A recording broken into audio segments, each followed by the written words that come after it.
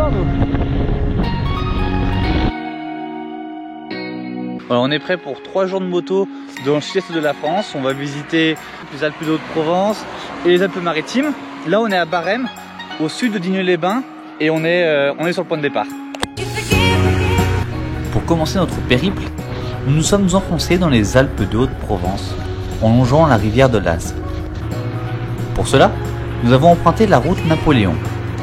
Cette route nationale française, inaugurée en 1932, retrace l'itinéraire emprunté par Napoléon en 1815 lors de sa reconquête du pouvoir.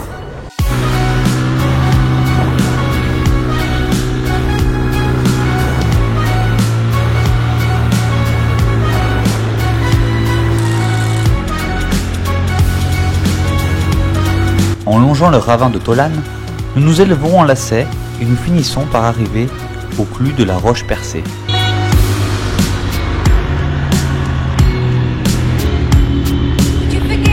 Ici, la vallée serpente comme une saignée pratiquée entre les géants de calcaire.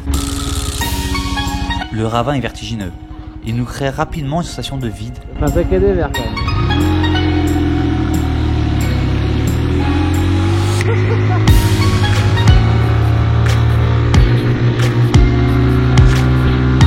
De temps en temps, un roc plonge dans le lit de la rivière et montre, par ses strates complexes, les bouleversements que lui ont fait subir les temps géologiques.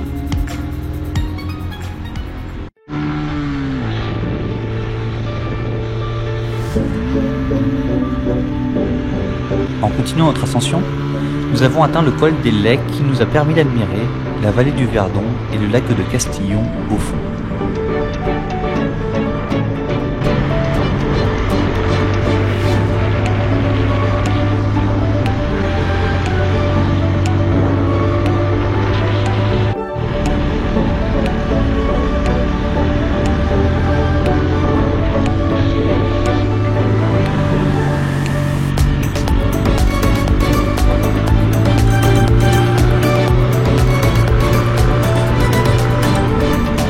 Comme nous ne voulions pas nous arrêter à Castellane, nous avons vite retrouvé ce beau lac.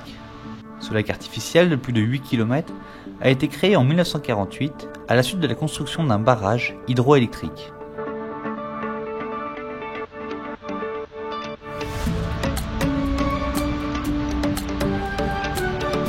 Cette retenue d'eau tient son nom du village disparu qu'elle a englouti. Le contraste qu'offrent ces couleurs émeraudes au pied des montagnes nous submerge.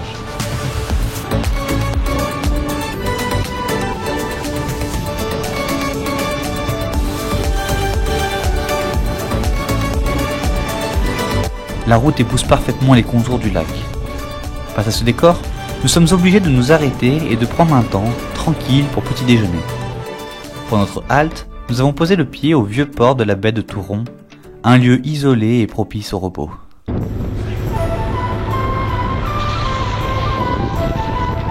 Il est un petit peu trop tôt pour une baignade, nous avons repris la route en direction des sommets. Pour cela, nous avons d'abord dû finir de caresser avec nos pneus le lac pour nous enfoncer dans les terres.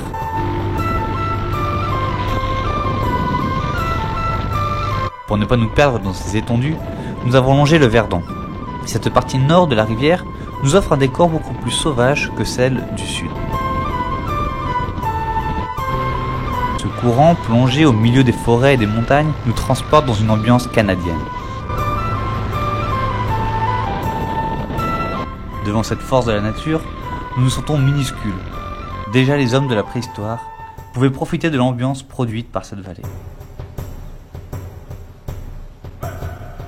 En remontant son courant, nous avons fini par nous faire surprendre par le magnifique village de Colmar. Si la ville de Colmar en Alsace attire plusieurs millions de touristes chaque année, sa cousine des Alpes se défend plutôt bien. L'enceinte fortifiée trouve son origine au Moyen-Âge. Les murailles sont en partie du XIIe siècle. Au sud, la porte de France nous permet de pénétrer dans les entrailles du village. Mais avant, il nous faut passer un réduit pentagonal qui permettait aux soldats de concentrer les assaillants en un lieu exigu. À l'intérieur, on retrouve de nombreuses installations militaires, dont la prison et le monument aux morts. À l'est, la porte de Lens nous permet de découvrir la chapelle Notre-Dame des Grâces. Les poulies encore présentes au toit sont les témoins d'un passé rural où les habitants montaient les bottes de foin dans leur grenier.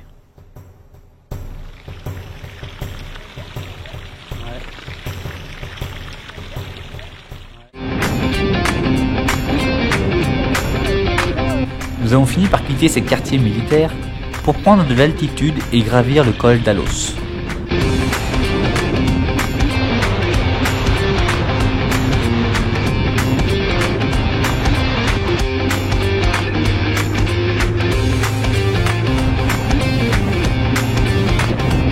Reliant la vallée du Verdon au sud à celle de Loubaï au nord, le col culmine à 2240 mètres d'altitude. Cette ancienne route a été inaugurée en 1891.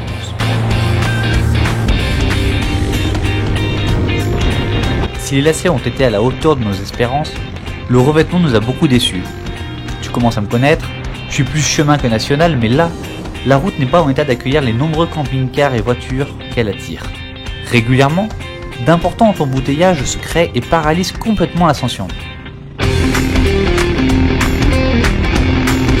Nous nous consolons en profitant des avantages qu'offre la moto et de cette magnifique vue sur le massif des Trois Évêchés.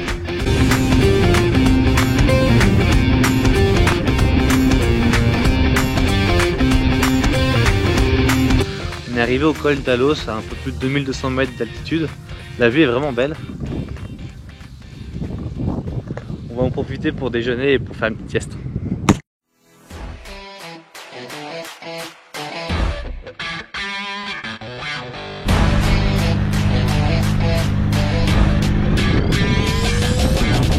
Après une halte bien ressourçante, nous avons entamé la descente dans la vallée de Loubaï.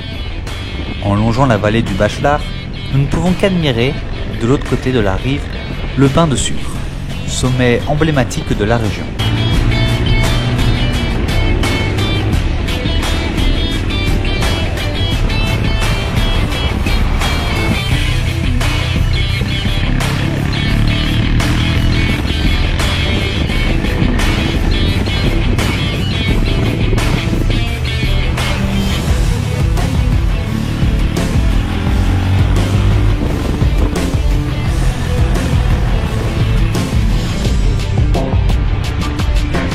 Même si le surnom de route du vertige appartient à celle du Vercors, cette D908 n'a rien à leur envier.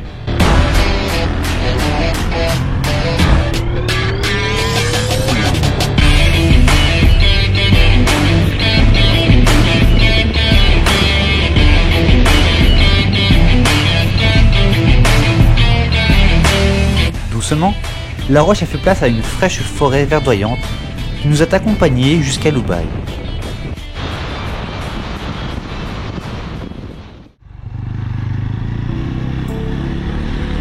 À quelques tours de roue de Barcelonnette, bordé par Loubaï, le camping Rio Clar accueille chaleureusement les voyageurs dans un espace naturel préservé. Cet espace boisé offre à chacun la possibilité de se ressourcer. Nous avons opté pour une superbe cabane dans les arbres.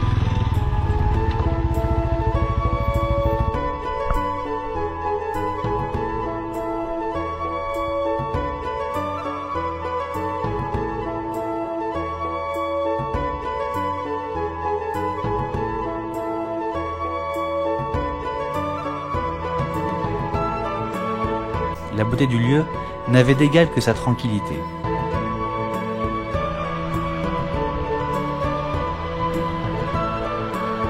Après cette chaude journée ensoleillée, nous en avons profité pour aller nous jeter, avec plus ou moins de difficulté, dans le torrent du Rio Clar.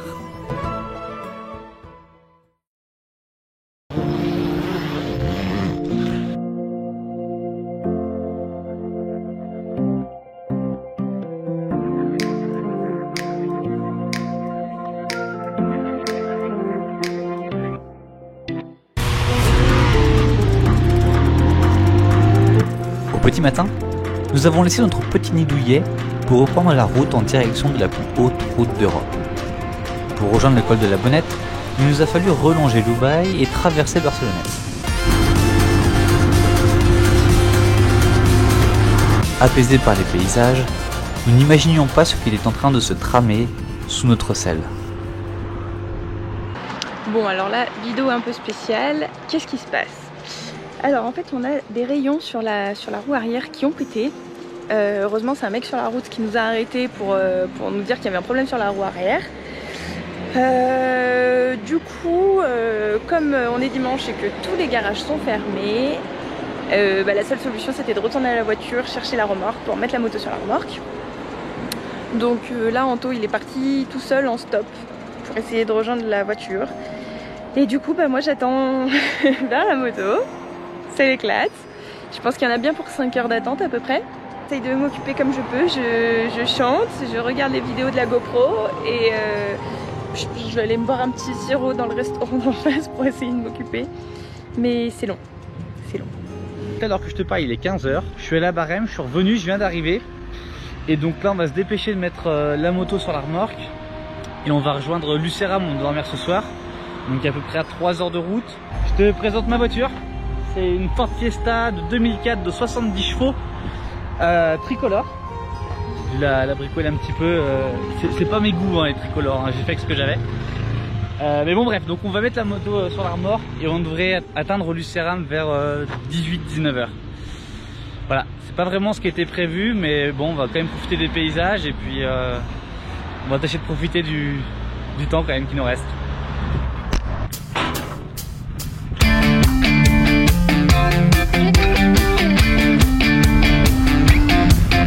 Nous voilà donc repartis, non plus à 2 roues mais à 6.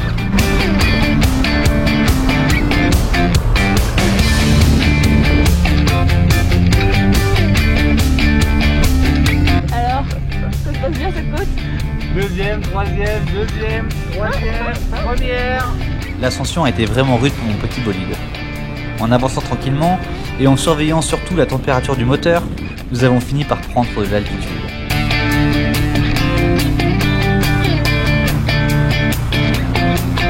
La pluie pour nous tenir compagnie, nous sommes arrivés finalement au sommet de cette route alpine. On est arrivé au col de la Bolette. Pas vraiment. Mais bon, c'est les aléas. Sans galère. Donc au début, je voulais passer par le col de la Boucherotte en moto. Il y a un circuit au fond qui était bien sympa, mais voilà. Là, on va redescendre dans la vallée de l'autre côté et tracer jusqu'à Lucéram. On devrait y être vers près de 19 h pour profiter un peu du village. À tout à l'heure. La tempête redoublant d'intensité, nous avons attaqué la descente avec prudence. Mais la pluie n'était pas notre plus grosse inquiétude. Avec la remorque derrière, en effet, et les affaires de Pauline surtout, nous étions trop lourds pour les freins qui commençaient dangereusement à chauffer. J'utilisais un maximum le frein moteur, mais son petit moteur essence ne faisait pas vraiment des miracles et la situation restait périlleuse. Soulagés d'attendre une route moins pentue, nous nous sommes laissés glisser dans la vallée de la Tinée, sur près de 75 km jusqu'au Var. Par endroits, la roche arbore une couleur violette qui n'est pas sans nous rappeler les gorges du Sian. Nous avons ensuite suivi un autre affluent du Var, puisque nous avons remonté la Vésubie.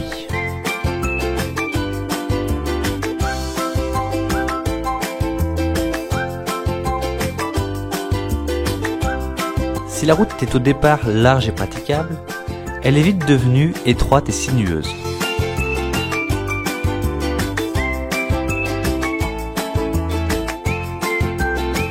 Pour être tout à fait honnête, je n'étais pas très rassuré d'évoluer sur cette route difficile avec la remorque derrière.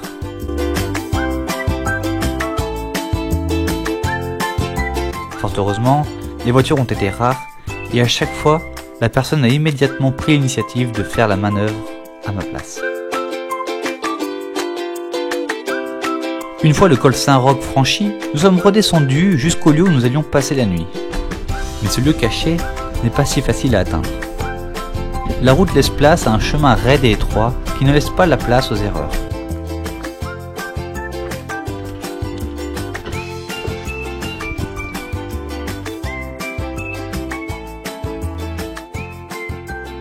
Mais quel bonheur de retrouver cette cabane perdue en plein cœur de l'arrière-pays niçois.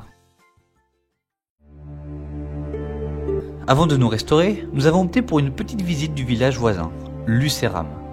Ce vieux village est bâti sur un éperon rocheux qui domine le Paillon. En fond de vallée, ce village était un carrefour de la route du sel qui mène du port de Nice à la Savoie. La plus ancienne partie du village fut construite vers le XIIIe siècle et accueille de nombreuses rues étroites en escalier qui serpentent.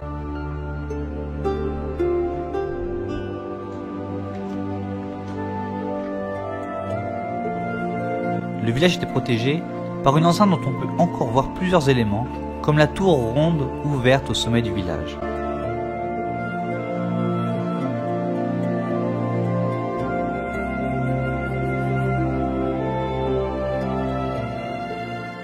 Avant de tomber dans les bras de Morphée, nous n'avons pas résisté à l'envie de nous baigner pour profiter un dernier instant du calme du lieu et des bruits discrets que la faune nous partageait.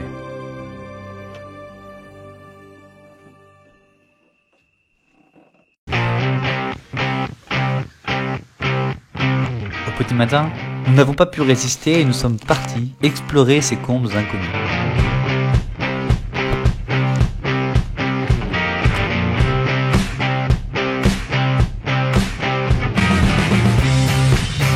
Le départ m'angoissait. Le plus dur n'est pas de descendre dans cet endroit secret, mais bien d'en sortir. Ma petite traction, chargée de la remorque, allait avoir des difficultés.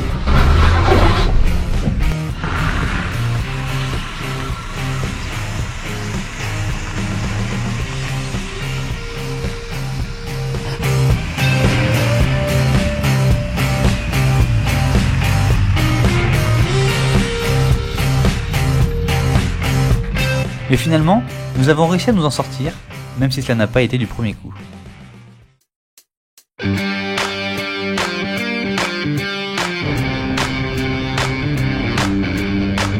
Pour bien s'échauffer les pneus et le cœur, nous avons commencé notre journée par l'ascension sinueuse du col de Turini. Culminant à 1604 mètres d'altitude, la montée nous offrait une superbe vue sur les Alpes niçoises. Un panorama incroyable où le ciel et les monts se confondent. De l'autre côté du col, en redescendant dans la vallée de la Vésubie, nous entrons dans une forêt dense et fraîche. Nous avons rapidement traversé Saint-Martin-de-Vésubie pour nous diriger sur une de mes plus belles routes.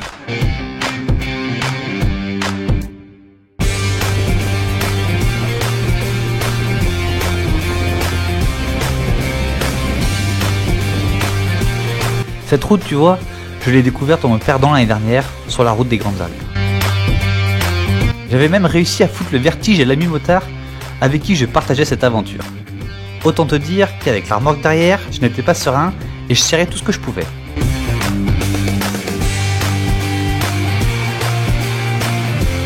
Mais la route en vaut la peine. Elle nous a conduits dans un magnifique petit village perché, Ilonze. Cette ancienne seigneurie nous offre un panorama sur la vallée de la Tinée et le Val de Blore. Ici, nous avons eu la chance de découvrir la petite auberge La Croupio. Quel bonheur de découvrir cette taverne, qui en plus de proposer un décor à couper le souffle, te remplit le bide d'un menu digne des plus grands restaurants. Quittant ce havre de paix, nous avons pris la route en direction de notre dernière étape, les gorges du Sion.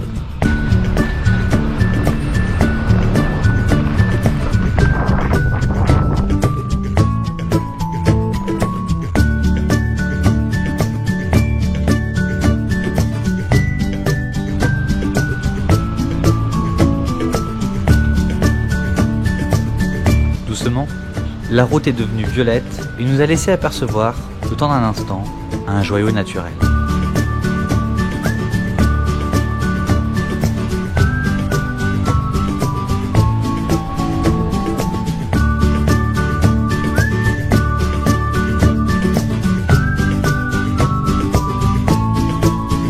Voilà, on est de retour à Barème, donc qui est le point de départ de notre périple de 3 jours dans le sud-est de la France. Tout ne s'est pas exactement passé comme prévu. Comme vous avez pu le voir, la moto passait plus de temps sur la remorque que sur les routes, malheureusement. Mais bon, ça a permis de mettre à l'épreuve la Fiesta, qui n'est pas déméritée honnêtement. Et on est bien content. Voilà, on a vu tout ce qu'on voulait voir. C'est vraiment splendide. Ces régions, la vallée de l'Ubaye est vraiment incroyable. Donc voilà, on est super heureux et on a hâte de revenir.